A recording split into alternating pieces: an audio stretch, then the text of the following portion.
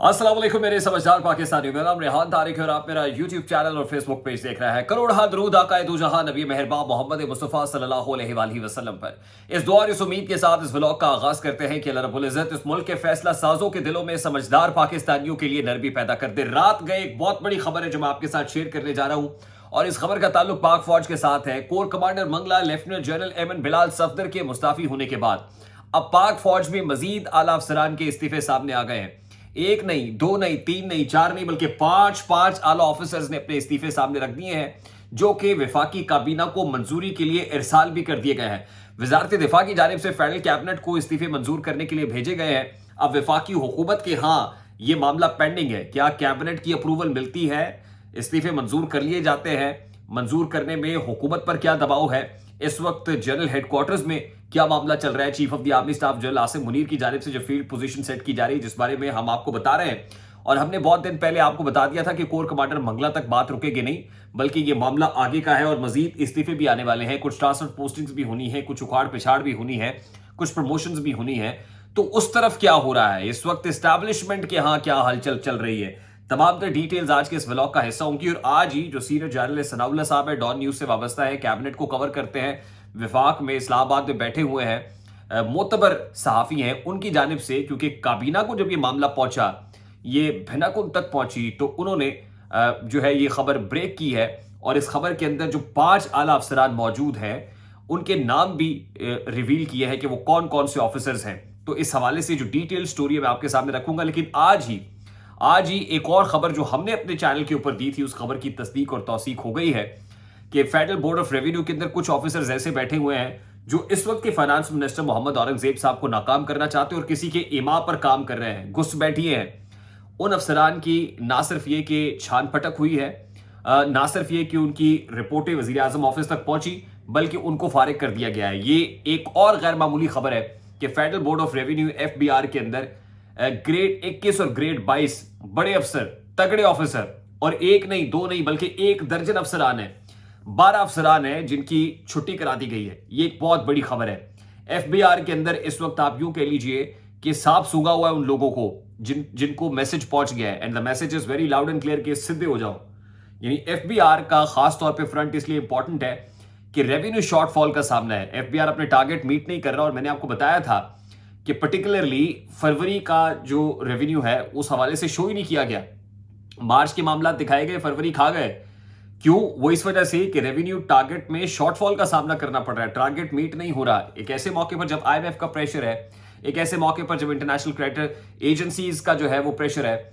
Chief of the army staff general Asim Munir खुद इस subject को बड़ा क्लोजली मॉनिटर कर रहे हैं। SIFC उनका प्लेटफॉर्म है, उनका यूं कह लीजिए कि ब्रेन चाइल्ड है, तो वो कैसे मामला को इस तरह छोड़ सकते हैं। और मोहम्मद औरंगजेब साहब जो फाइनेंस मिनिस्टर हैं, ये भी उनके लगाए हुए हैं, तो इसलिए ये मामला बड़ा इंपॉर्टेंट है। ये दोनों मामला जो इंतहाई अहमियत के हामिल हैं, इस हवाले से हम बात करेंगे। लेकिन उससे पहले मैं आपको बता दूं कि शहरयार आफरीदी साहब ने आज एक टॉक शो के अंदर स्टेटमेंट दिया।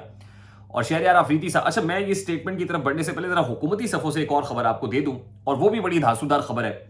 और वो खबर जनाब इरफान कादिर साहब, जो वजीर आजम के मुआविन खुसूसी भी रहे हैं, पाकिस्तान मुस्लिम लीग नून के लॉयर अगर मैं कहूं तो कहना गलत नहीं होगा, अटॉर्नी जनरल पाकिस्तान भी रहे हैं। इरफान कादिर साहब ने इस खबर की तस्दीक की है कि chief justice of Pakistan justice Qazi Faez Isa की मुद्दत मुलाजमत में तोसी होने जा रही है।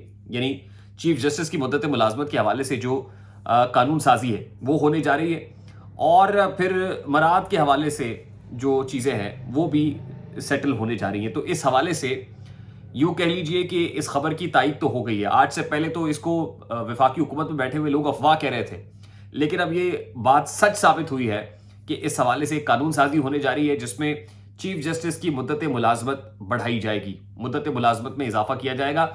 और उसके बाद टॉप जो पे बैठे हुए जज है सुपीरियर जुडिशरी के अंदर, उनको एक्सटेंशन मिलेगी, और उनको एक्सटेंशन देने के रास्ते में जो पीछे आने वाले लोग हैं उनका रास्ता रोका जाएगा। अगर मैं ये कहूं कि मोर और लेस हर इदारे के अंदर फील्ड सेट हो रही है।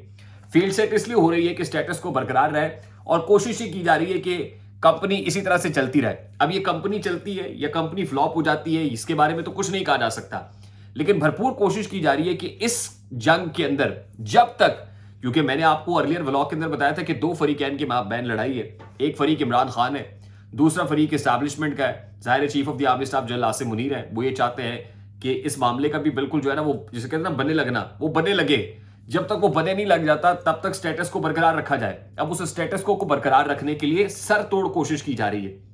अच्छा, आज ही शहरयार आफरीदी साहब ने एक टॉक शो के अंदर स्टेटमेंट दिया और उसमें उन्होंने ये कहा कि इमरान खान ख्वाहिश रखते हैं कि फौज की क़यादत से बात की जाए, यानी chief of the army staff general Asim Munir से बात की जाए, लेकिन क्या करें, वो बात करने को तैयार नहीं है।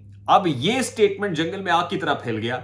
इसके ऊपर यह तासुर मजबूत होने लगा कि इमरान खान साहब इस्टेब्लिशमेंट से ही बात करना चाहते हैं, इमरान खान आर्मी चीफ से ही बात करना चाहते हैं। और हमारे ही कल के यूट्यूब लाइव के अंदर हलीम आदिल शेख साहब आए थे और उन्होंने भी ऐसी ही बात की थी, यानी जो शहरयार आफरीदी कह रहे हैं कि हम बात करेंगे तो इस्टेब्लिशमेंट से करेंगे और पॉलिटिकल स्टेक होल्डर से बात कोई नहीं करेगा। और बात यही सच है कि इस्टेब्लिशमेंट से ही बात करना चाहते हैं।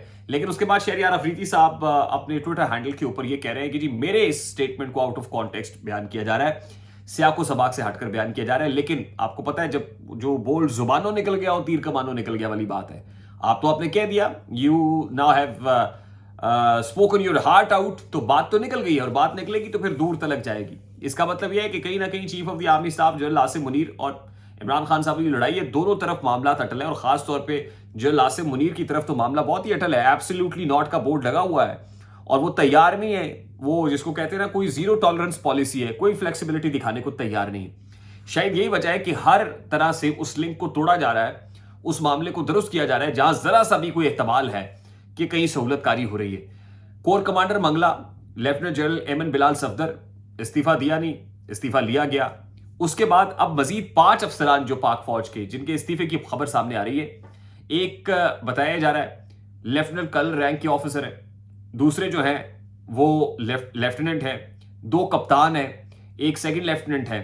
ये कोई तकरीबन 5 लोग बनते हैं जिनके इस्तीफे हैं। और ये इस्तीफे जाहिर है chief of the army staff general Asim Munir की अप्रूवल हो गई है, उसके बाद वजारत दफा ने अप्रूव कर दिया है। और अगर इन 2 फोरम से, कॉम्पिटेंट फोरम से मंजूरी हुई है तो फिर ये वफाकी काबीना के पास मंजूरी के लिए पहुंचे हैं। एमएन बिलाल सफदर साहब कोर कमांडर मंगला थे, उनकी तो पेंशन और बारात और ये सारी चीजें रही हैं। लेकिन जरा ये भी बता रहे हैं कि जिन अफसरान ने ये वाले जो इस्तीफों का मामला है, इसमें पेंशन और बारात वाला मामला भी कोई नहीं है, सीधा सीधा खाता फारग है, क्लियर सिस्टम ही फारग कर दिया है। और बताया कि जा रहा है कि ये इस्तीफे दिए नहीं गए, बल्कि ये भी इस्तीफे उसी भल सफाई प्रोसेस का हिस्सा है, लिए गए हैं।